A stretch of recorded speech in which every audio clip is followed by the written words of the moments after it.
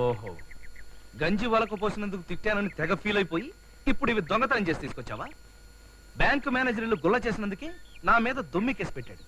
ఇప్పుడు నువ్వు దొంగతనం చేసుకొచ్చినందుకు నన్ను పర్మనెంట్ గా బొక్కలో దొంచాలని చూస్తున్నావా? చెప్పు, ఎక్కడ దొంగతనం చేసుకొచ్చావు? నీ చేత ఎలా చెప్పించాలో నాకు బాగా తెలుసు. చెప్పు, ఎక్కడ దొంగతనం చేసావో చెప్పు. గురు చెప్పు, ఎక్కడ దొంగతనం చేసావు? చెప్పరా గురు? చెప్పు. కొట్టదు గురు. నువ్వు ఉండరా? చెప్పు చెప్పు, మర్యాదగా చెప్తావా లేదా? చెప్పు చెప్పు, చెప్పు ఎక్కడ దొంగతనం చేసావు? చెప్పు ఎక్కడ దొంగతనం చేసావు? చెప్పు చెప్పు ఎక్కడ దొంగతనం చేసావు? చెప్పు చెప్పు ఎక్కడ దొంగతనం చేసావు? బాబు ఆగండి, అది దొంగతనం చేయలేదు, మేమే దానికి బహుమానంగా ఇచ్చాం బాబు. రౌడీలు మా దగ్గర దౌర్జన్యంగా మామూలు వసూలు చేస్తున్నారు. ఎన్నోసార్లు పోలీస్ కంప్లైంట్ ఇచ్చాం, అయినా లాభం లేకుండా పోయింది.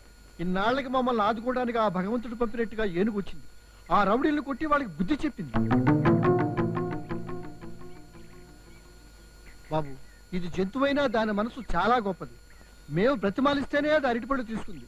పైగా తాను తినకుండా మీకు తెచ్చిచ్చింది బాబు. మేము ఒక సహాయం చేయమని మిమ్మల్ని అడగటానికి వచ్చాం. మీ ఏనుగు రోజు మా రోడ్లో నిలబడితే ఆ రౌడీ వెధులు మా జోలికి రారు. ఏనుగు అయ్యే ఖర్చు మేము భరిస్తాం. అంతేకాదు, మీకు షాప్ ఇప్పిస్తాం. మేమంతా కలిసి మీకు పెట్టుబడి పెడతాం. మీరు ఏదైనా వ్యాపారం చేసుకోండి. వ్యాపారమా? గురు, అదృష్టం కలిసి వచ్చింది కాదనకు గురు. సరే, మీ ఇష్టం. వస్తాం బాబు, వెళ్ళొస్తాం గజేంద్ర.